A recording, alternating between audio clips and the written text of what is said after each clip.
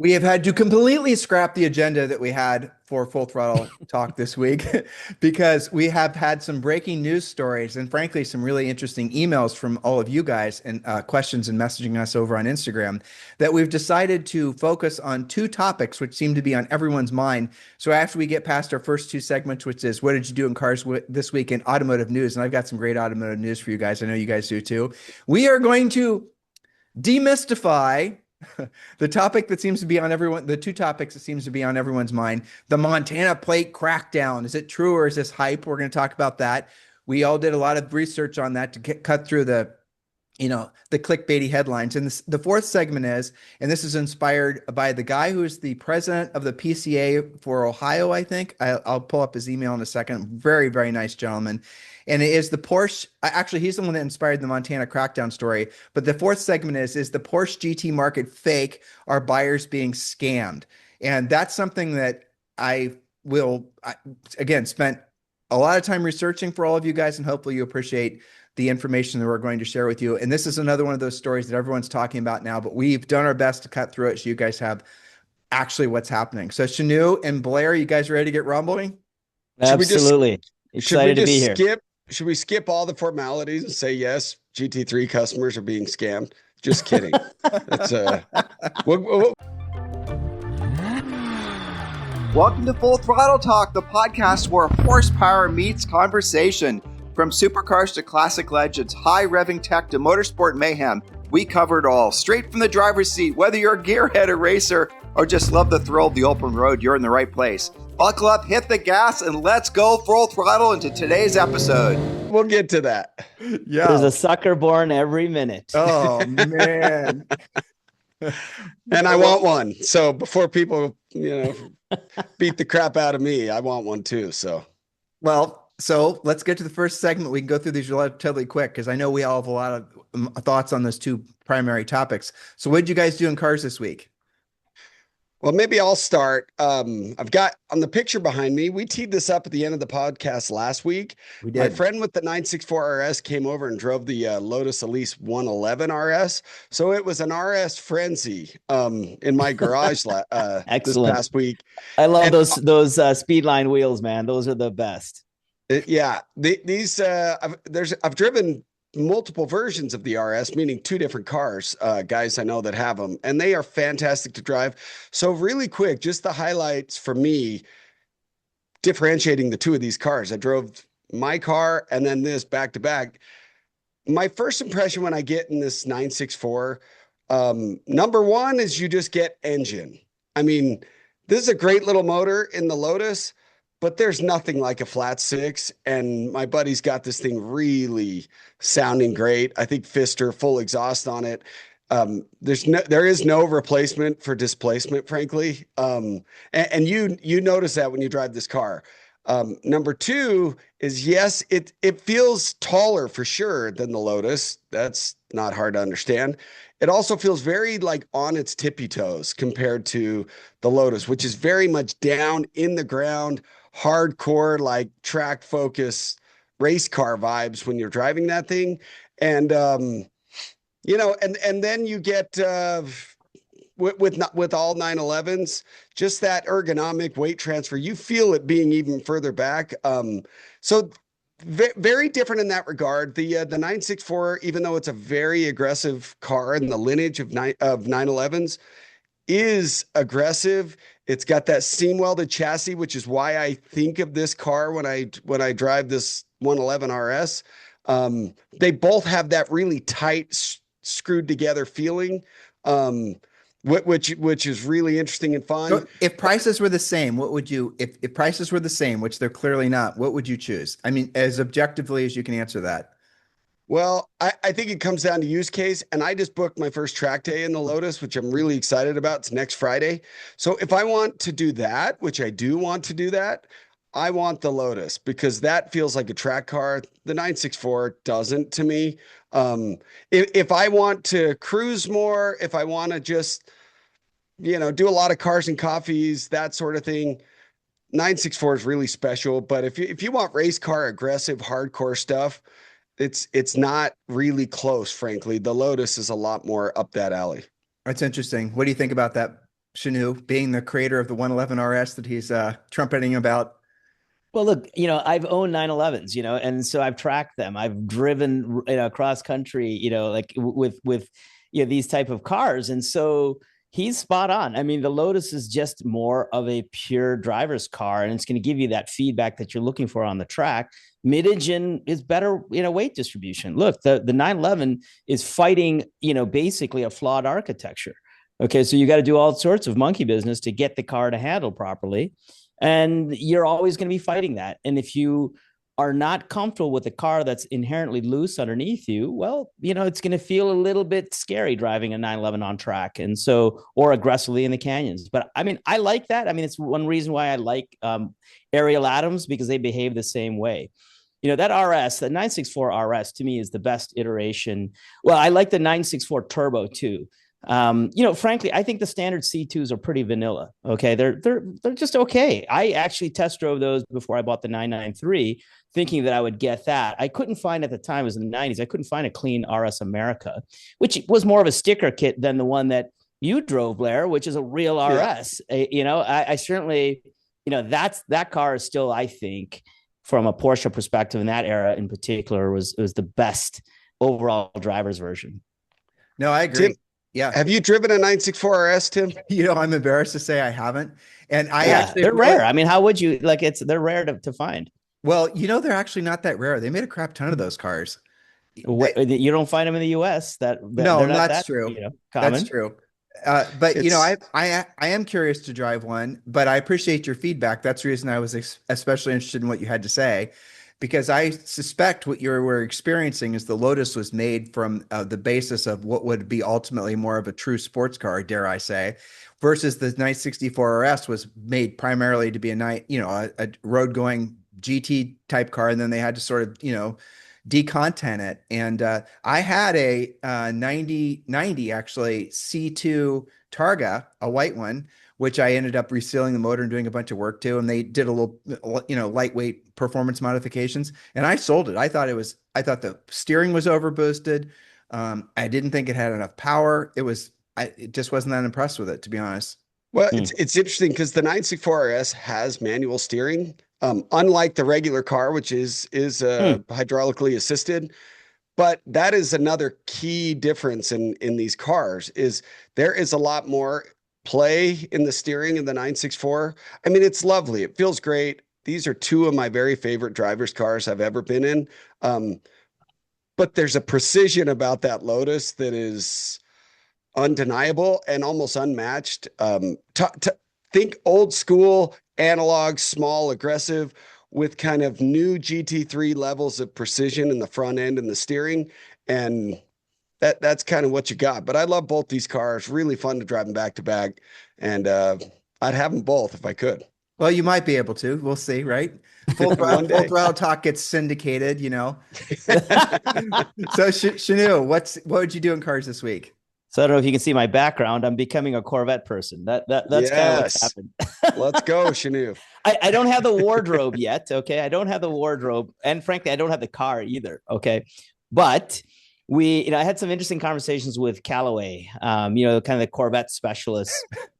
And so they've got a West Coast operation here in town. So had some good, interesting meetings with those guys. And so there's some fun stuff happening there. I didn't show you guys. In fact, hold on. No. Huh? We're not doing that. I had some fun conversations with Callaway, and now we're going to go back. So, by the way, someone did give us some good feedback. We need to, if they're listening only, we need to talk about the images that are behind us.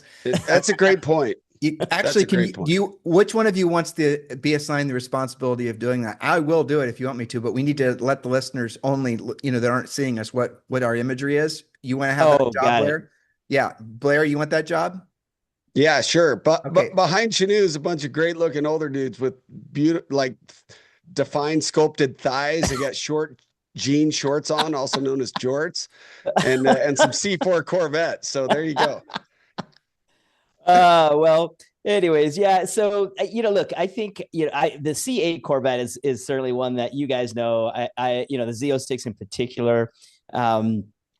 I bought actually a Stan 21 driving suit. I needed to replace the one that I've had for about 10 years. And they had one that had some Corvette stuff on it that, fit me, and they had it for $1,000 off. So I'm like, So this was a couple of weeks ago, and I didn't tell you guys this. I bought it. And so anyways, I'm slowly but surely becoming a Corvette person. So when that Z06 finally makes its way into my garage, I'll be ready. I'll be prepared. So yeah, no, that's kind of this last week of car stuff for me. There's a whole ton of stuff we've been working on in the shop. Obviously, had the 996RR out for a run out to Palm Springs, where it was like 103 degrees. We've got summer weather here right now. And so it was good to kind of run that car through the canyons, up and over the mountains from Temecula to Palm Springs. We got a great road, twisty, fun road, and had a chance to really kind of shake that car out, find a few little buzzes and rattles and things that it's making that we need to kind of sort out. But yeah, that's really what my last week has been. Two thoughts. Blair, your friend who owns that beautiful 964 RS behind you, and he drove the Lotus. I didn't ask. Did he have a preference? I think it's tomato. The funny thing is, the guy, his car dropped a drip of oil shortly after, we did this. And he said, you know what? Maybe I just need to be done with this old Porsche stuff and have Chenu build me a car. And that's a true story. So he did reach out. So thank you, Blair. He did. Awesome. Yeah, he did. So that was cool. So he's like, I gotta make some, space in the garage. And I said, cool. But truthfully though, if you set aside ego, if we're just being honest here, and like you set aside I don't know, there's definitely a group of people out there that claim to be car enthusiasts, or maybe they are car enthusiasts, but they're definitely buying for the sake of, how the car looks versus how it drives primarily. I would say 90% of the car buying public, they're buying it as a fashion accessory to express themselves, which is fine. I'm not judging. But when you get into these weird cars like a Lotus, you're not buying it because you're trying to impress anybody. You're buying because you truly enjoy driving something. And there is definitely a point in everyone's lives where they've had enough of those other cars. There's only so much coffee you can drink at Cars and Coffee. And then you feel like you've done it, and then you say, well, what am I really into this for? And then you start, not all people will start meandering into the real true sports cars into things. And I think that's who a lot of our listeners are, honestly. Well, I have to say this. So like I said, I know two guys with 964 RSs. The first one is whose car I drove, and he already reached out to Chenu, if that tells you what you need to know. The second one, his brother owns the car behind me with the Speedline wheels on it, and I've driven that one as well. He's driven everything. They're talking VIP Porsches, Sonderwunsch. They do all the special wishes cars. He's driven literally every modern and most of the older Porsches you can drive. I took the Elise over to his house the other night. He drove it. We had his wife, his kids. They were all outside, and he said to his wife, I'm not kidding. He said, honey, that is very possibly my favorite car I have ever driven, that Lotus. His mind was blown. And, awesome. He reminded him of having a 914 when he was older. And he's like, just the size that, I've already talked about what makes that car great. But that was a comment from another guy who's driven literally every Porsche under the sun. And he said that was spectacular. Well, that guy in particular, who we won't name drop him, he also has a huge, ridiculous car collection. So if you want to talk, he's got multiple, like, really insane cars. That's that's incredible, actually. It is saying a lot. So Blair, do both of your friends have Ruby Stone RSs? Well, one of them has it, and then the other, his brother has it, but he's the one who sourced it for his brother. So, wow. And they're both Ruby Stone, yes, and they're awesome. So C8 prices, just so you know, I sent you guys a link to a video. A guy did a real good breakdown. Evidently, and I think we didn't maybe mention this on last week's show, there's a car coming out above the C8 ZR1X. The Zora? The Zora, wherever the hell it's going to be called, that's supposedly going to have, people are guessing, active aerodynamics or who knows what. And so I'm only mentioning this for the sake of you getting your Z06. The prices will inevitably fall as some of those high-end X guys decide to, sell out and go, and then I'll push all the prices down hypothetically. Who knows? I don't think that's necessarily true, because what it could do is make the Z06 prices look even way underpriced based on what you're getting. And it could put a floor under the prices, especially if the new car is like 350 grand, but we'll see. No, I mean, I think you can buy a Z06 at sticker or less now. So the prices are going to drop. It's a Corvette. I mean, you don't buy these things for investment, grade, they're gonna depreciate. So if you don't like the way the car drives or looks, don't buy it. Yep. I will say though, there's too much going on, but Tim, you also sent the video of, it sounds like we know what this new Grand Sport's going to be. And when I watch that, it's like a souped up version of the E-Ray. My first thought about that was Chenu. Well, we all need to buy C8 Z06s because that really seems to be the one that's going to be different than all the other ones, and frankly, probably the best. So that's a really good point. So you're saying the new Grand Sport basically is all-wheel drive. It's 720 horsepower, and that's going to leave the Z06 as it's hybrid. Right. Yeah, the Grand Sport, but the Z06 is the only one that's not. There might be two Grand Sports, guys. There might be one that doesn't have the hybrid and the other that does, and they're calling that the X. So we may see two more versions. Really, that's insane. I hope you're right. Yeah, Grand Sport's always been like the driver's spec, and so I hope you're right. Well, nonetheless, your homework from today's show, and I know you guys have already done it, though, if you guys who are listening and watching us, if you haven't done it, go on YouTube and listen to what a Z06 sounds like, a C8 Z06 sounds like with different exhausts on it. It sounds unfreaking real. Absolutely. I mean, seriously, what sounds... I mean, a Gordon Murray, your friend who's got the two Gordon Murray, we won't mention his names, right? These V12 things, those sound equally as cool, but I can't say to my ear it sounds any better, especially when you put a proper exhaust on a Z06. It's insane. Yeah, well, look, those 1200 Cosworth motors in the Gordon Murray cars are insane. The sound is truly F1. I love the sound of the Z06, but the T50s sound pretty crazy. The only thing Tim, I did, what'd you do? Ordering parts for the 550, and my builder is finally committed to getting back on building it. So so the 50, it's a 54 550 1-for-1 tribute. We're in the midst of building it. All the parts supposedly were there, but I guess he still has to get some others. And I'm still hoping that arrives sometime this summer, but we'll see. And other than that, I did a lot of sim racing. That's about it. Oh, and spent a lot of time keeping up with all these topic show ideas you guys had for this week's show, because that caused a lot of work. Oh, which leads me to the newsletter pitch, right? If you guys aren't in the newsletter, if you're not reading the articles in the newsletter, we do spend a lot of time writing a lot of what seemingly is great content based on the feedback. So make sure you're reading our newsletter at fullthrottletalk.com. It's free, and you can click the link below or just go to fullthrottletalk.com. All right, moving on, because I know we are all anxious to get to segment 3 and 4. Let's talk about automotive news, and I'll go first. Have you guys studied the whole Cybercab thing? Do you guys know anything about it? No, tell us. Okay, so they're driverless, 100% autonomous cars. Department of Transportation just recently changed it so that from the federal level, they're 50 state legal. No pedals, no accelerator pedal, which you'd think a car enthusiast wouldn't give two shits about, but because you're not really driving it, you're just riding along in it. They're only 2-seaters. They're small. They look kind of cool. The bodies are composite. They're engineered to last 500,000 to 600,000 miles. So everyone was assuming that these things were only going to be available for fleet use, for your Ubers and your Lyfts and your others. Okay. But it turns out Elon, about 3 days ago, maybe a week ago, said that he's going to make these available to individuals to buy. Now, I want you to think about this. They're $30,000, and there's a whole bunch of guys that have done really fancy spreadsheets trying to speculate if you bought one, minimum usage, worst case scenarios, what's the cash flow look like on owning these things? And it's pretty extraordinary. And again, great videos where accountant types have really drilled down on the math. But you can buy 3 of these, 5 of these, 10 of these things. And if you have 30% utilization, they pay for themselves inside 6 or 7 months. And the profit you can make as you add one every 6 or 7 months is pretty extraordinary. They're building facilities that are going to service these things.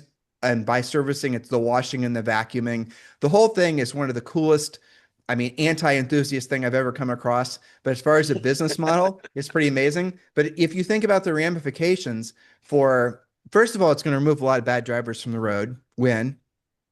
Second of all, I'm just wondering what that's going to do to how people utilize garage space. If you don't need a garage anymore, because you essentially have autonomous cars you can call up at any time, that's going to change the landscape of most communities. So that's my topic. And I think it's something that everyone should have their eyes on, because towards the end of this year, Elon's saying these things are all going to be for sale. And, frankly, when I was reading this story, Chenu, I was thinking about you, because you could easily start a cybercab business in your market and probably make an enormous amount of money. By enormous amount of money, I mean real money. One cybercab with minimum utilization, worst case scenarios, people barfing in it 24/7 kind of scenario, right? It still nets $24,000 a year. It's crazy. And just explore it. And you won't have to market it. You won't have to advertise it. You won't have to find the fares. These things will be out using this, intertwined software from Tesla. People will use the app just like they do for Uber right now. And there you go. And Tesla gets 30% of what the fare is. What do you guys think about that? I think it's brilliant. Most people don't want to drive. Okay. They drive because they have to, right? And so taking a robot, I think this is going to be, older folks like us are going to be a little bit like us. Hold skeptical. on now. Hold on. I'm not signing up for that. Nope, not old. Older people like Tim and boy. not Blair or nor I, no, kidding. So Keep listen, my hat on so you don't see my baldness, but yeah. Young people are not as hung up about these things, right? Technology has been a part of their life from day one. And so they're going to adopt this pretty quickly. I think people that are just, let's just say 50 and older are they're going to slowly adopt, adapt and adopt, right? Or I should say adopt and then adapt, because, ultimately it just makes so much sense. We went to, for this nice little wine tasting thing on Monday night, in Old Town Temecula, taking a cyber taxi or whatever there and back is the perfect solution, right? It's like Uber, but now you think, like women in particular, young girls getting into, these Ubers with some, driver that you're wondering, hey, am I going to get to my place safely? And so I think the robots are going to be, the safer and more likely thing for people to get to. And yeah, look, we're trying to get to zero, traffic fatalities. And so the only way to get there is going to be with robots. It's pretty clear. Well, you honestly nailed it right there, Chenu, for me. And because predictably, I would hate this idea. And I hate hearing about this stuff. And I think it's ridiculous. But just this past week, I live just above a 4-way stop in our community. You can see it from our front porch. And we're talking about a neighborhood where people are going 30, 32 miles an hour tops. These are 25-mile-an-hour speed limits. Just this week out in front of my house, these two cars hit so damn hard. And I don't even know how it's possible at this type of an intersection that the Chevy Traverse hit this Audi Q7 or vice versa. I didn't see it, but I walked my dog right past it. Full on side airbags had deployed. And I thought, and I came back and said to my kids, a lot of people around our community drive golf carts and stuff. I said, this summer, guys, you are never to get on a golf cart, because that is about the 4th accident in the last 4 years I've seen at this stupid little intersection. I don't know how people are crashing. One, I don't know how they're hitting each other that hard to deploy airbags too. So when you bring up safety and automotive, crashes, you might have me on that, especially considering I have a daughter who's about to turn 16. Well, mine's 12, and I agree completely. I asked Julie, I said, if you had she loves her Alfa Romeo Giulia Quadrifoglio, but I said, if you had one of these autonomous cars, we had access to them, how many different places would you want to go around Puerto Rico? Where would, it's like, it's what Chenu said. I mean, you can go out and do your wine tasting thing and not worrying about driving drunk. I mean, that's where his mind was going, Yeah, it's totally true. It really, my mom, who, she's 86, she lives with us. She could go any place she wanted to go, and it's just ordering a car up and then you're off to the races. So I'm pretty excited about it. Honestly, I think it's going to create a lot more freedom. And I mean, my primary business is real estate. And if all of a sudden people don't need garages, those garages could be made in alternative dwelling units. They can make them into rentals. If people don't have house payment or car payments anymore, that's going to free up all these things. All these unintended consequences come from this. But just from a business perspective, I thought it was kind of fascinating. It's exciting, I think. I love stuff like this. Yeah. Yeah. That guy keeps pulling these rabbits out of his hats. He announced that he's discontinuing the Model S and X. So this is obviously up his sleeve, to launch this in replacement, to fill the manufacturing capacity that he has at those factories. Well, that's what he's making. He's making the robot. What is it Mhm. called? His robot. What's it called? Oculus? Not Oculus. Optimus. So he's making. Optimus, yes. You guys, if you've been following that, I don't want to talk about Elon Musk for hours on end, but he's No, making. no.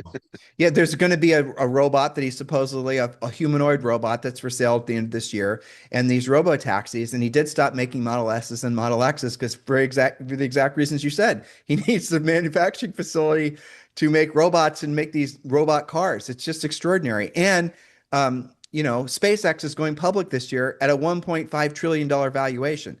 If people don't, it, the whole world is changing so fast. It's we're all blessed to be alive at this point. My favorite thing is to watch the guy who was the savior of the liberal movement, Elon Musk, who then got political and became the the antichrist for these people. And now suddenly conservative Republicans jump on and love this guy. I find that whole thing fascinating to watch, frankly, and I'll stay out of all of that. So if you want to send your hate messages, it's at Blair. It's hashtag Blair.Smith, not Tim or Chenu. Well, to put a bow on that thought, the only thing I have learned really about Elon Musk is I'm going to stop doubting everything the guy says because it's pretty fascinating to watch. Well, I'll say this too. So the supposed Tesla Roadster, which he's been promising since, I don't know, the Stone Age, is supposedly, he said yesterday, the day before, he's going to roll that thing out in third or fourth quarter too. And he said the thing's going to actually have some hovering ability, which I don't know how the hell that would work, but who knows? Right? We shall see. He's always fun to watch, and I hope he has a net positive on our world and not negative, but we'll leave that to the commenters. He's been pretty bombastic with his claims, but he keeps getting, things done and surprising, all of us. And so hard to deny what the guy has achieved. So Chenu, did you see the link I sent to you? It was about something you were talking about. I sent it to you in the spreadsheet. But so that's actually an article you wanted to talk about or content you had sent to us. And I thought you might want to present that. It's about the Ferrari thing, I think.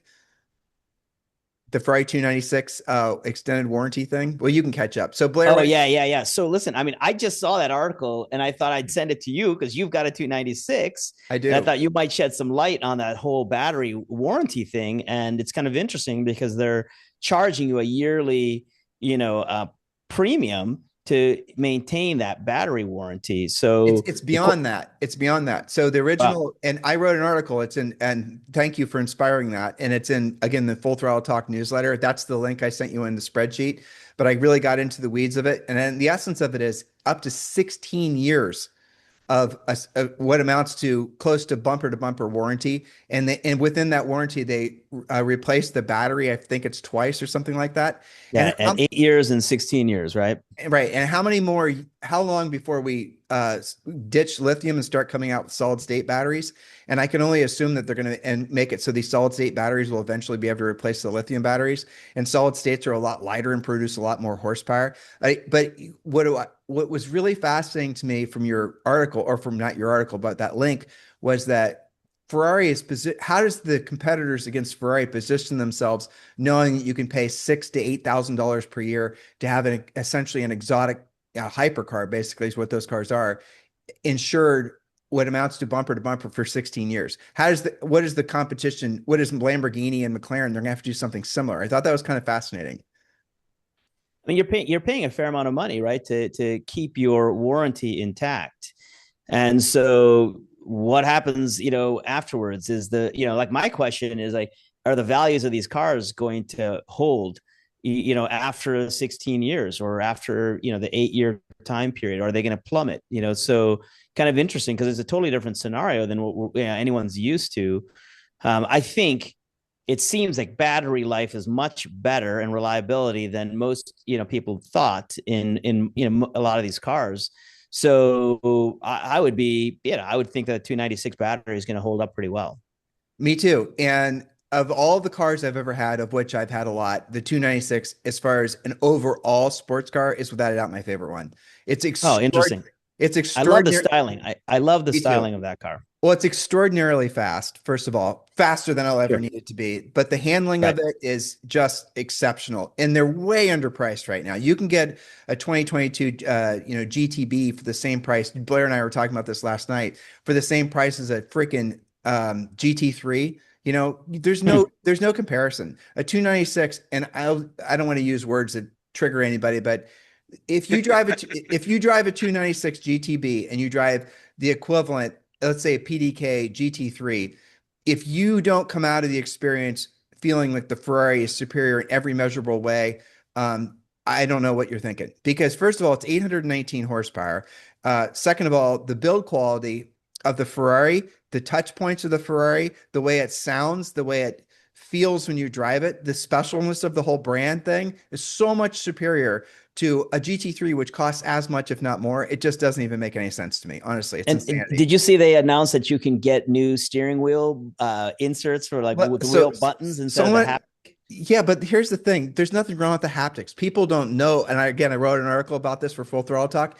You can go into the settings of the steering wheel. Now, granted, it's 3 menus back, right? I did a video and actually posted this. It's not easy to find. And the name of it is something like, has nothing to do with haptics, but you can lock the steer. So there's haptics on both sides of the steering wheel, and they are a pain in the ass unless you get into the settings and you make it so the haptics themselves aren't activated accidentally after 10 seconds of driving.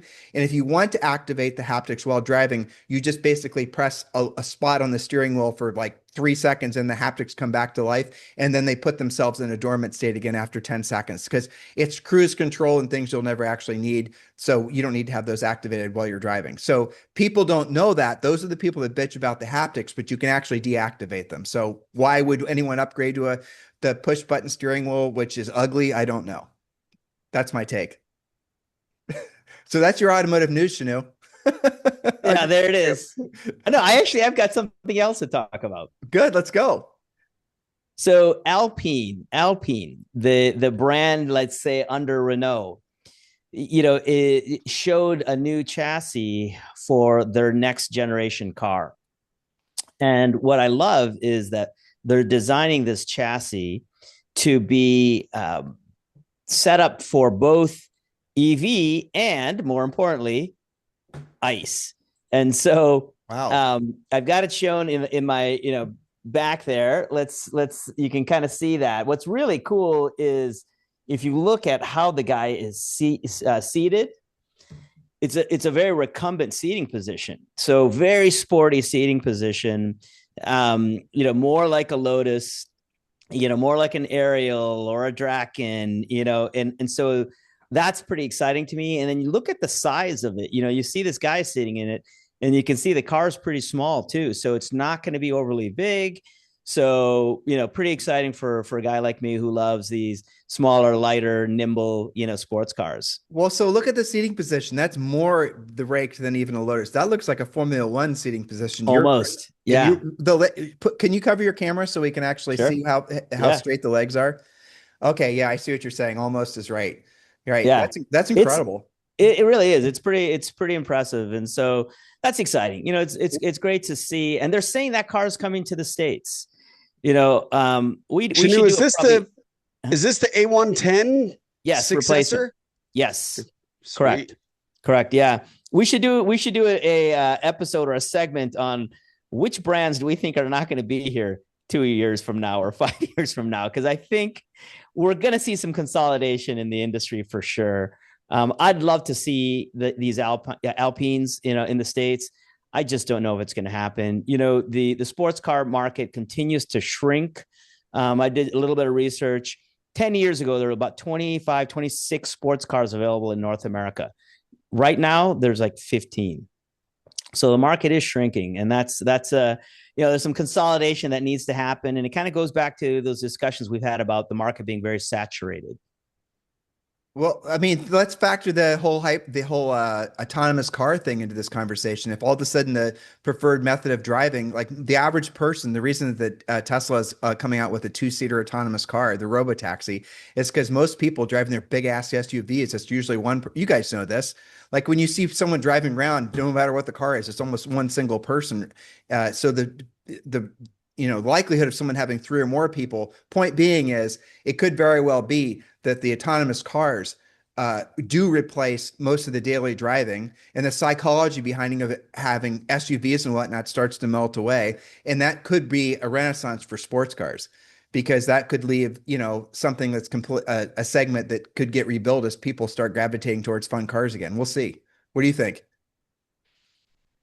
I think enthusiasts are buying enthusiast cars regardless.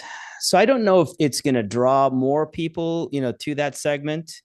Look, I buy a sports car because I love the fun of driving the sports car. I love looking at a beautiful car. Or, these things all, they're gonna, and then I'm probably gonna have, when I'm 80 years old, one of those cyber taxis in my garage to take me around. To your point earlier, Tim, for the aging population, people that probably shouldn't be driving, the loss of mobility is a huge blow to their lives. And so this is going to give them that freedom. So, but yeah, I mean, look, man, I think I still believe that the sports car market is going to continue to shrink in these first world countries. Yeah, I think so too. All right, so automotive news, that's very cool news. Keep us apprised of what happens with that from an engineering perspective. I'm genuinely curious. And if Alpina were to come back to Alpine would come back Alpine, to yep. Would it be a standalone brand? Do you any insider information on who it might be sold through? No, I mean, I don't have any inside, knowledge on it, but I mean, I can give you my professional opinion on it, and I think that a standalone brand is just too expensive. I think they need to do a brand within a brand kind of concept here. And Stellantis has got, they've got some significant challenges. So how they're going to execute, who knows? Stellantis owns that brand. I didn't know that. Stellantis owns that brand. Yeah, Renault. It's Renault, yeah. Oh, wow, interesting. Yeah. Well, the best part about, to me, an Alpine A110 is that Gordon Murray daily drives one. Yeah. And I would love to experience that car. Have you guys seen one of those actually? And yeah, I've seen one in Germany. They're so cool looking. Have you seen one, Chenu? I have. Yeah, they're cool. I mean, look, I don't look. I like them. Okay, but it's not something that I go gaga over. I like it, and I think it feels very practical to me. It feels like a GR86. That's the way when I look at them. That's kind of what the thought that comes to my mind, because it's not swoopy enough for me to get super excited about. So you're teeing us up for Blair's segment. So Blair, automotive news. You're going to talk about the 8th generation Celica. Yes. Well, I was just going to be positive and talk about the Celica, and then I saw this morning that AC Schnitzer is officially closing its doors this year. The famed BMW tuning company. And so just to touch on that real briefly, they said rising development costs, lengthy German approval process, and the eventual death of the combustion engine is why they're making this decision, which sucks, frankly. That's the way this industry is going. But to finish on a more positive note, Tim, you said it last week or whenever it was, Toyota seems to be the one of all auto manufacturers right now committed to enthusiast drivers' cars. So they just Motor One came out with this bit of news that the 8th gen Toyota Celica is coming back. And what I find as part of the emphasis and the strategy to really go all in on the Gazoo racing line of Toyota, and this is going to slot right in that space. So here's what I'm hoping. My dad drove an old Celica GT back in the day, manual. I remember him doing donuts in that car in the snow, rear-wheel drive. Awesome. So cool. My dad's like not a car guy, but he had a cool car. And so when I think of the Celica, I have fond memories of that. The question for me is whether or not they're going to do this right by putting that they're abandoning, I guess, the 3-cylinder 1.6 liter motor that's in the GR Corolla and the Yaris in favor of a 2-liter 4-cylinder motor. But are they going to do it right by putting that motor in this car and giving an option for a manual gearbox? Or are they going to do what Honda did with the new Prelude? And I don't know if you guys have seen any of those reviews, but it's like a cross between a Civic hybrid and like a Hyundai Veloster or a Hyundai Ioniq 5N with the simulated gear shifts. They've kind of made this mashup of hybrid drivers cars. And anyway, so we'll see. I hope Toyota does it correctly. I believe in them. And I think Tim's right that they're the brand to watch. Let's talk about segment 3. It's a Montana plate crackdown. This actually was inspired by, again, a listener who asked us about this. And I did some homework on this for you guys so you can hopefully have prepared for today's show. But I thought it was something, we've talked about it on this podcast before, and we've written articles about this. And the part that is fascinating to me is that it's not illegal, and everyone is being told that it's illegal. That it's not illegal to own a Montana LLC. You guys might want to scan these notes if you haven't done so already, so we can all be reading literally from the same script. And the amount of hype that comes from this is uncomfortable because it makes me feel like what's truly going on is classism or class warfare. And they're trying to basically make it so rich guys bad because they're trying to evade taxes on their expensive cars, even though it's actually perfectly legal to do. And companies have been doing it forever, just commercial companies and all the rest of it. So what really was happening versus what is happening in the headlines, hopefully you guys can help me out here, is that the real crackdown, if there is such a thing, affects so few people, individuals, that it's like 17, I think. And even if you look to see what those people are being essentially gone after for, it makes perfect sense from a legal perspective, this sort of falsified paperwork. But the real crackdown that's happening is over small dealers. And this is, again, we talked about this probably 6-8 months ago on this podcast. These small dealers who are being accused of selling cars that they supposedly knew were going to California residents, letting the California, and even though it was sold to a Montana LLC, the California residents would, take delivery of the car in California, and that's the big no-no. So I bought cars in California before, and I know for a fact that California dealers are very sensitive about if you're, if you're California resident or not, and they ask for ID, they want to know where your primary residence is. If you're going to take delivery of it and they want it to be dropped off outside the state of California. So do you guys have any thoughts or insights on this? Is this just a bunch of hype, or is this actually something that somehow one of the states has figured out a way to, go after these LLCs? What do you guys think?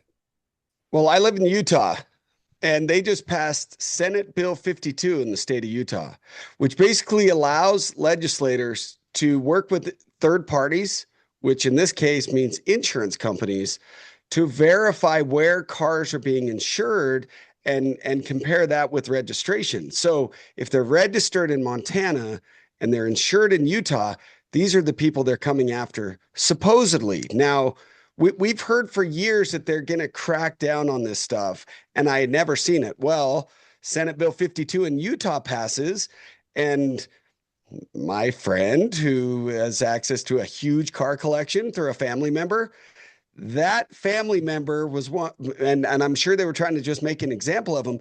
He has been gone after, and they under this new legislation, and the result of what has come from that is not, and I've read in California, I think, Tim, and some of the stuff you wrote, that there potentially are some tax evasion charges.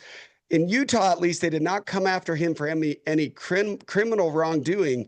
He said that the result of that investigation was he did have to pay back all of those taxes. But did he do that? Penalty. Did he do that just because he wanted to settle and make the problem go away? Yes. He didn't do that because he was actually convicted of anything. He was doing that just to avoid hassle. I mean, but there is legislation allowing them to come after and collect these taxes, and that's something they specifically passed. They can't. But they couldn't prove where the car was domiciled. Well, through insurance, if it's registered through, or it's insured to be in the state of Utah. Now, I don't even know what that means, honestly. If you have a car that's insured to be in the state of Utah, but you have it in a different state, it's still insured. Well, this is the part I don't know. Like if you go to Haggerty, I mean, they want to know where the car is. And my understanding is the insurance rates in Utah differ than they do in California. So there is some designation about where the car is and where it's under which, cost structure the car is going to be insured. Yeah, So but if you wreck the car in Maine, they're still going to cover the insurance. Yeah, the insurance is still going to cover the damage. You know what I'm saying? So you can drive the car anywhere in the country. Look, every state has the jurisdiction to determine what their registration rules are going to be. My experience with Montana registration has been, frankly, through a lot of kit car stuff.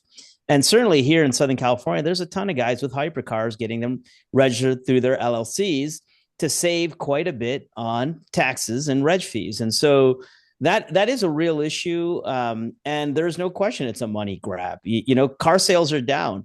So that means the state is not collecting as much money. Our local government here in Temecula, actually, I think 40% of their revenue comes from the dealers that are located here in town.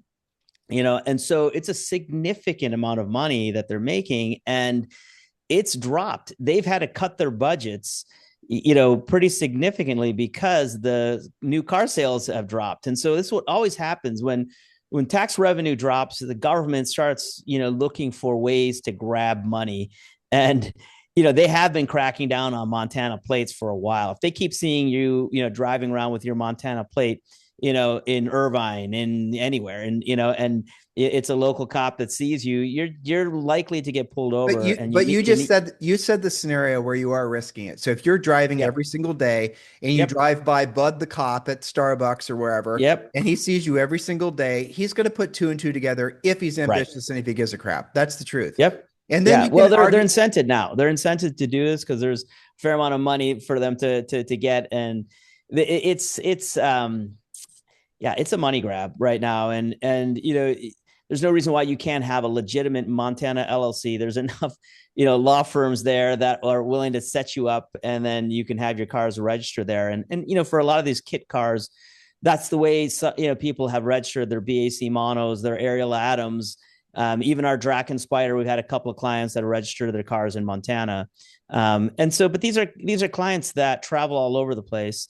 And they're pretty fluid from a mobility perspective, and so how can you argue that? But you can't.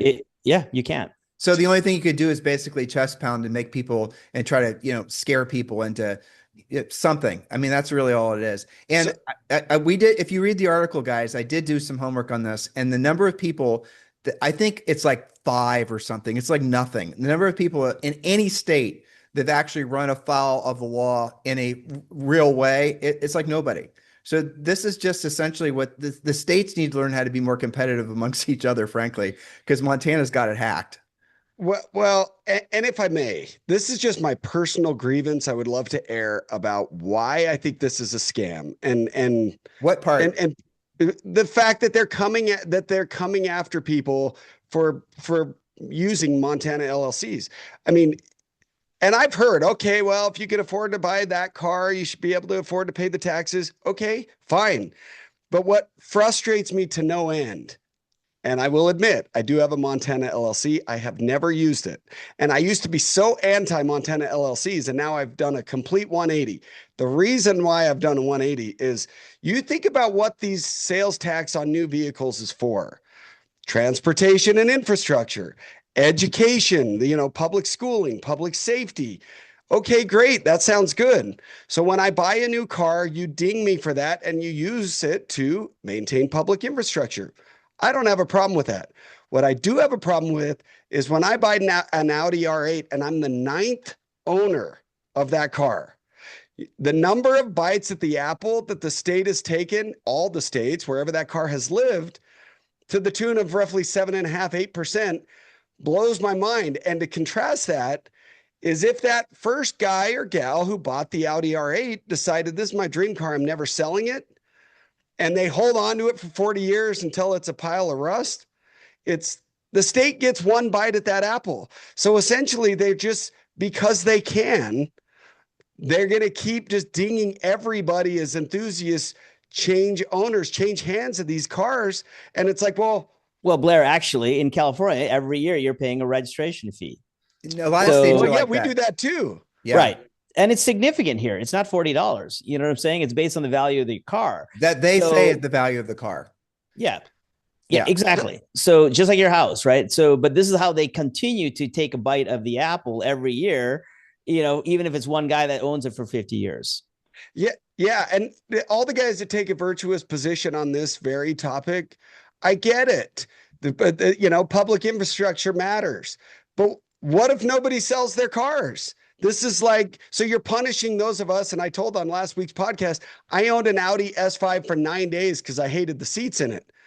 They dinged me for sales tax for 9 days and the car didn't work for me. Okay, now fast forward to the original, one of the topics we talked about earlier with the autonomous cars. Okay, so if no one's buying cars, if they're essentially using autonomous cars, what the hell are those states going to do to basically make up, keep their DMV offices open, those poor bastards, What are they going to do? And then in California, Chenu, didn't they pass a road usage tax or something? Or is that just another Instagram clickbaity type hype fest? Yeah, I'm not sure. They've got to be thinking about that because all the tax they've been collecting from gas is being lost with the EV adoption. That's pretty significant here in SoCal, throughout California, really. And so they've lost a lot of tax revenue, from the loss of, gasoline sales. And so just to summarize, if you were to look at the number of large dealers in California that are having any kind of problem with this, there's none because they can afford to defend themselves. The guys that are getting picked on, because it's primarily dealers, if you guys read that article, that are essentially, I think there was 500 dealers, I think. They're all small guys. They're not the big brands. So that's really what this is. This is if you're a small little dealer and you're somewhere in Southern California, you're selling 40, 50 cars a year, and you've got this problem, you're going to have to settle with them because you can't afford to defend yourself. And I don't like that. It makes me uncomfortable. The fact they're telling these small dealers, you have to vet your buyer. I know. And know exactly where this car is going to live and be driven. How do you do that? To me. It's the know your customer rules that have you guys opened up a new bank account in like the last 10 years? It's got to be kidding me. They want to know every damn thing about you and your dog. It's incredible. And that's exactly what Blair said. That's what they're expecting all these little dealers to start doing. And if they miss anything, they're still going to be held responsible for the fact that that individual didn't pay their California taxes. It's incredible. It's a no-win situation. Especially when those cars are 40, 50-year-old Porsches that have been collected on or taxed about 15 times in the last 40 years. Like, what are we doing? And now you're asking these guys to have their customer sign an affidavit or whatever it is they're making them do to verify that. It seems so stupid to me. Clearly, it's a topic I feel fairly passionate about. The tax it once when it's new, and then quit grabbing money and ripping people off. So, state of California, remember it's #Blair Smith. All right, let's go on to segment 4. All right, let's go on to segment 4. Now, this one I need you guys' help with because this is something I studied because I did not freaking understand it. I was hoping the engineer prepared for today's show by actually having studied this. There was a big story that came out 2 or 3 days ago, maybe a week ago, that's questioning. Blair, you researched this too, so Chenu's catching up. I see his eyes moving as he reads. So let's just, you and I work together on this. So the gist of it is a really, really freaking smart dude, right, on Renlist, did a lot of homework and essentially has come to the conclusion that a lot of the pricing on the new Porsches, the GT market in particular, starting with the 992s, is contrived, if not straight up fake, because the cars have been trading in between dealers and thus pushing the comps of up. And so people are seeing these GT3s are selling for this much, but they're not realizing that it's dealers that are selling the cars to other dealers. And then those cars are somehow making their way back to the primary dealer. And each time the cars have been marked up. And then so go ahead, Blair. So yeah, the way I've understood it is you get a dealer with an allocation for a GT3. And a little bit of a side note and context here is Chenu, my buddy you talked to recently, he has been hit up by multiple brokers that are trying to sell allocations for these cars. And he told this buddy of mine, GT3 allocations are getting hard to sell. And that they are not flying off the shelves like they were. Like they're working really hard to get these cars sold. So anyways, these dealers get the allocation.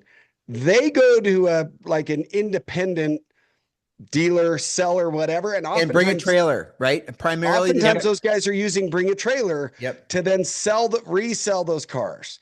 And this guy who posted this on Renlist, he was tracking who these middlemen are and getting these cars with like no miles on them over and over and over. And then they're selling them to these guys that look like private sellers, but they're actually franchise dealers again that are buying them. So it goes from franchise dealer to a middle independent dealer, buyer, seller, back to oftentimes a different franchise dealer who are then putting CPOs on these cars. And this guy has all of this data supporting who these guys on Bring a Trailer are. They're very well-known power sellers on Bring a Trailer.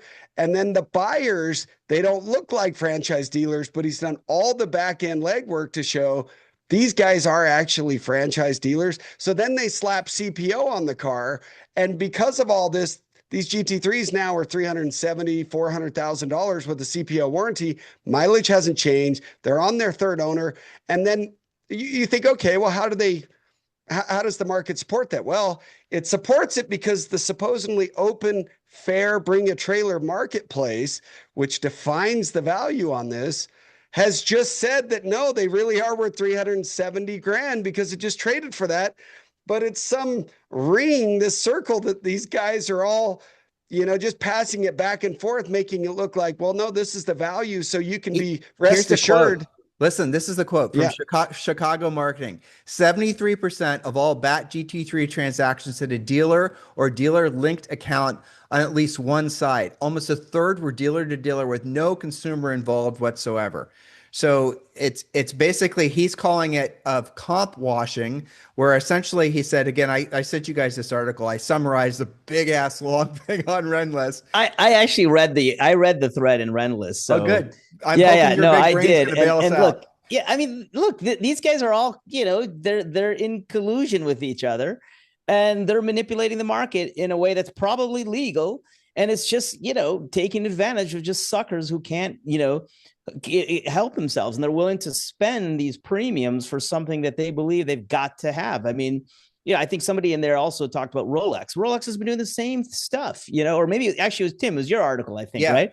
Where you're comparing the Daytona, and it's been the same nonsense there, and people get so excited. And it's so funny. You listen to people talking about, waiting, and, they've been selected to buy this Daytona or this GT3 RS. And it's like, give me a break, man. You're just buying something, and you think that that's like some great privilege, Well, okay, pay the money. You said something, and I don't think you meant it as you implied, but they're not, the buyers who are buying these things don't realize that the prices are massively manipulated. They don't realize actually what's happening. So the premise of what, and I know that's what you meant. The premise of what this guy was saying in his research was that we're creating comps of sales that are essentially manipulated. So when you go, and this has happened in automotive, I mean, you met a whole bunch of other brands too, luxuries, all kinds of different things. You see this similar art, Hermes purses, all this crap.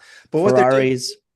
No, actually, Ferrari doesn't allow that to happen. You can't play games with Ferrari. Ferrari will take your dealership away if you play games like with the Porsche dealers. So the questions I had really, I mean, you guys know who Steve Wynn is. This is a very interesting, I don't know if you know the story. Vegas. Yeah. So you know how he lost his dealership because basically he flipped a Ferrari. I didn't know that. He flipped a LaFerrari Spider that Ferrari sold to him, and he flipped it, and they took his freaking franchise away. And this was in a casino, right? So Ferrari does not mess around or let their dealers play these games. So the question I had after reading this is like, if I'm going and finding out what the last comp is, and this is what the premise of what Chicago marketing guy was saying on Renless, and you're going to Bring a Trailer, you're going to cars, you're going to all these places where you can check comps, even Haggerty, I suppose.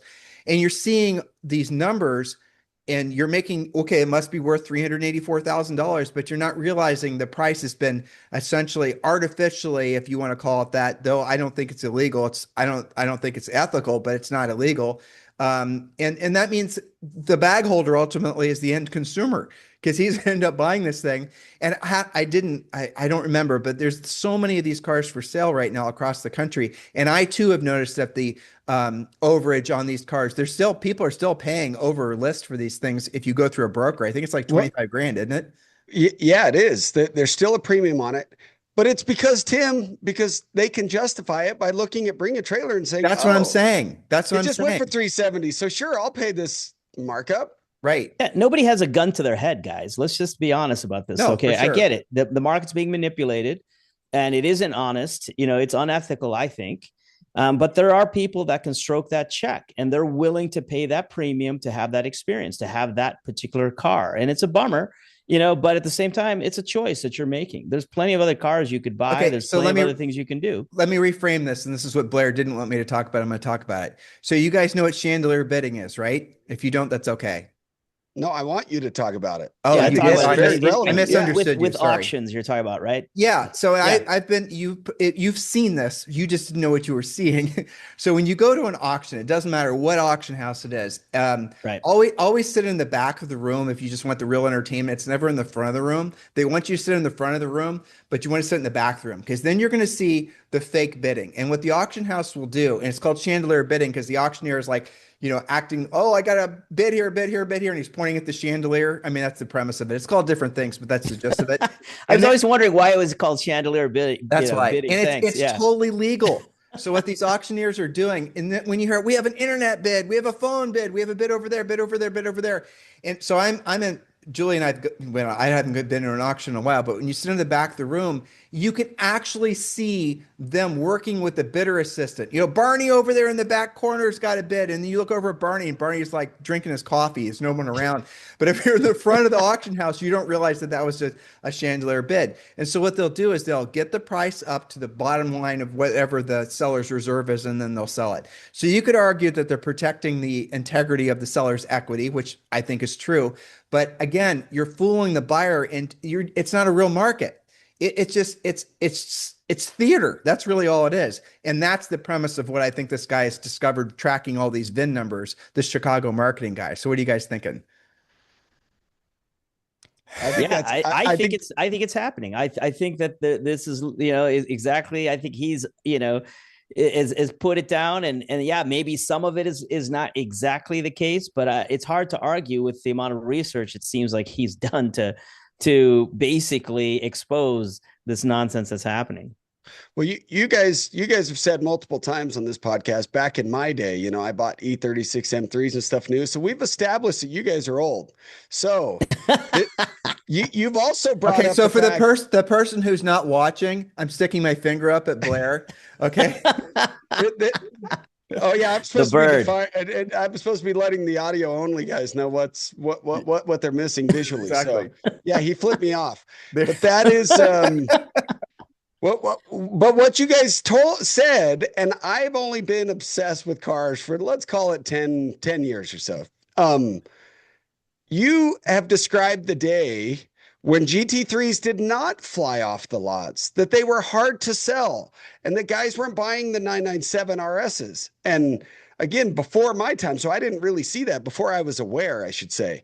And so I go back to that thought thinking, why are GT3s now, even though there's 300 of them? That is symbols. That's it. Well, give or take on cars.com, there's 300 of these things. You described a day when GT3s were like rare. They weren't pumping them out like candy like they're doing now.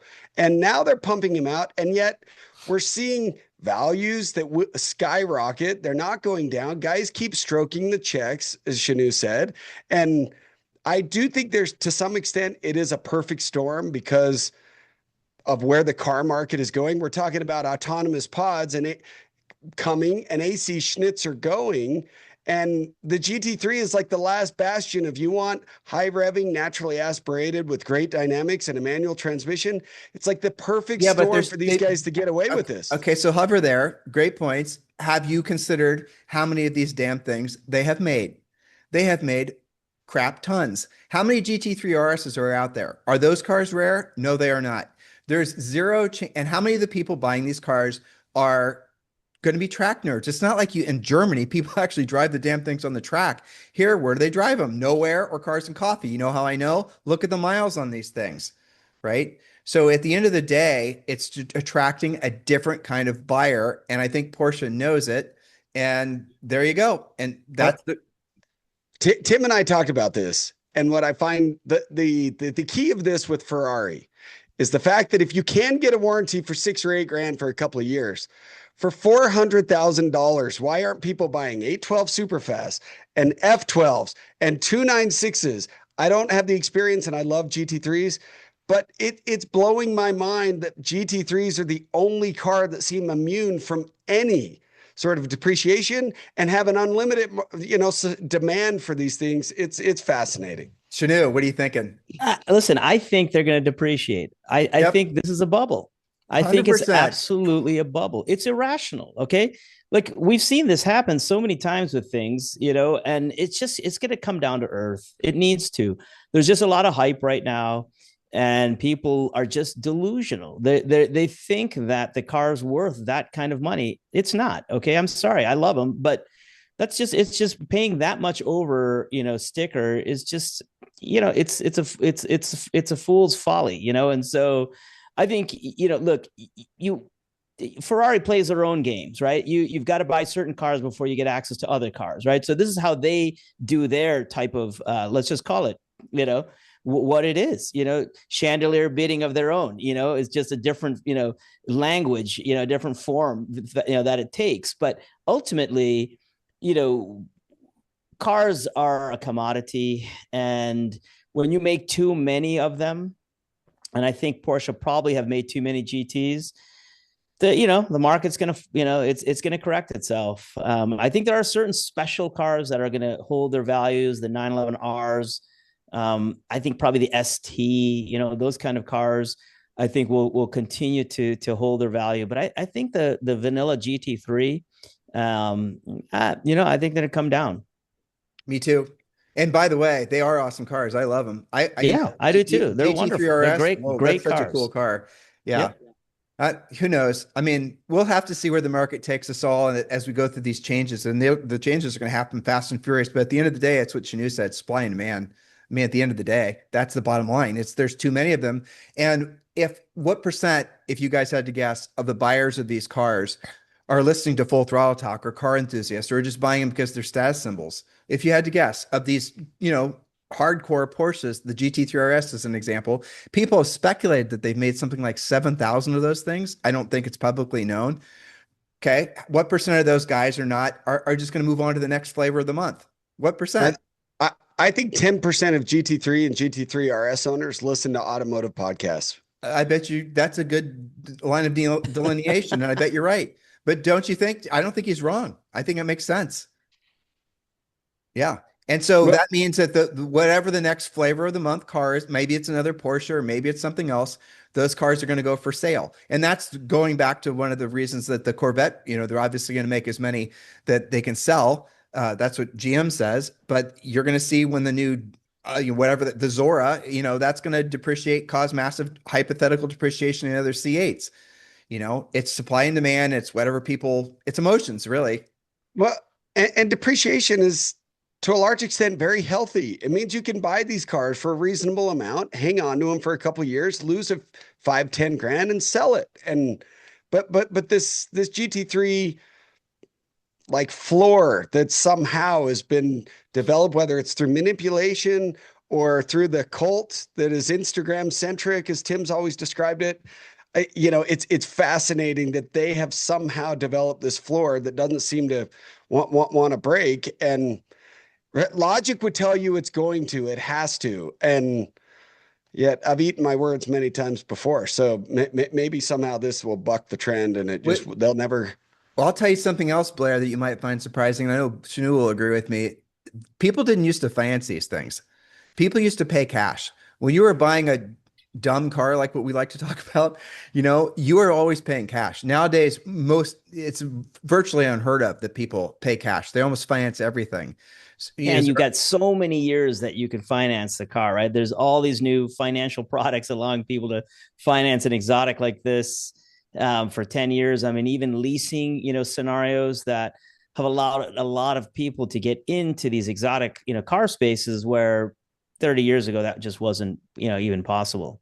Yeah. So bottom line, with regards to what Chicago marketing on Renlist has exposed, I thought he frankly did a great job. It was interesting to listen to people argue both sides of it and reading on both sides of it and on Renless, how some people thought, well, that's the nature of the market. Dealers are going to do what dealers are going to do. But yeah, so the bottom line is, you think, I mean, who thinks it's unethical? Raise your hand. Well, I certainly think it's unethical. Yes. Yeah. Yeah. And then the bag holder is going to ultimately be the buyer who's, maybe we're saving him. Well, so if the bubble were to pop, Chenu, what do you think what would lead up to it popping? Would it just be some economic problem, or would it just be people's taste meandering in a different direction? Maybe it's the new Tesla Roadster. Who knows? What do you think? Yeah, no, I think that's exactly what it is. I mean, I've been waiting for a massive recession to happen here those last several years, but we keep just trudging along. But yeah, it could be some economic thing that breaks the economy, and so folks that were buying these kind of cars are out of work or need some cash, so they flood the market with their car, and there's a pile of them out there, and the prices just drop.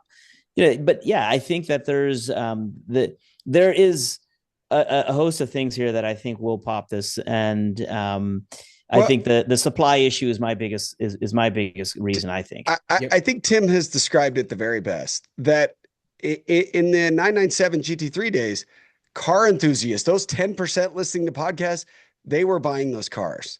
Well, now, yeah, there's always been plenty of cash in this world and in this country, but now you see GT3s being the new Lamborghini. It's the new Instagram car.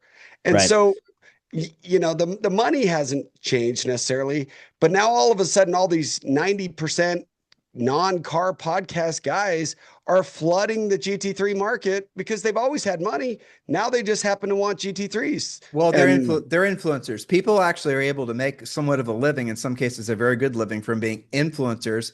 And some of these influencers are, they could have chosen any particular segment. They just chose it to be cars. And that's what they make content from, because they can make money from it. And if the car influencing space becomes oversaturated, they're going to pop to whatever the new thing is. These are just marketing guys that are making content, that are making money from making content. They're not real car enthusiasts. They're just content creators. Yeah. And that's where people get confused.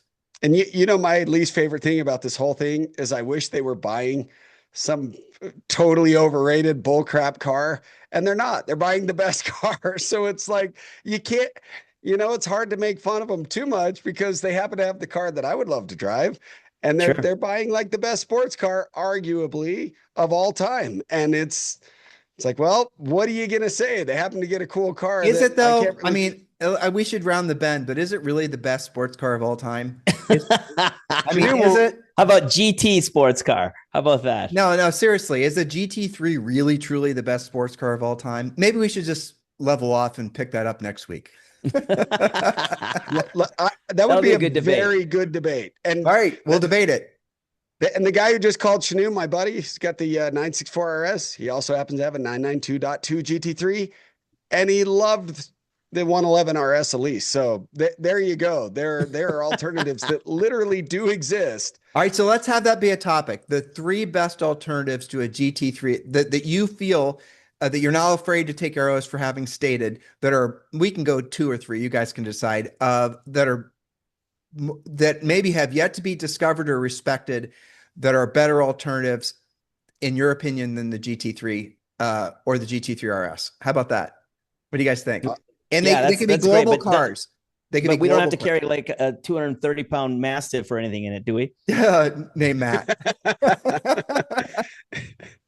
Well, there you go. There's another Full Throttle Talk. You guys make sure you like or subscribe, and subscribe to the newsletter at the very least at fullthrottletalk.com.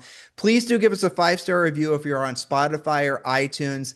And if you're over on YouTube, make sure you subscribe. We love doing this podcast, and evidently you guys love the content. Any show ideas, please feel free to message any of us over on Instagram or wherever. Anything you guys want more of or less of. And all the political hate this week goes to Blair Smith. So there you go. In the meantime, here for it. You guys have a great weekend. See you. Take care, guys. Thanks. Bye.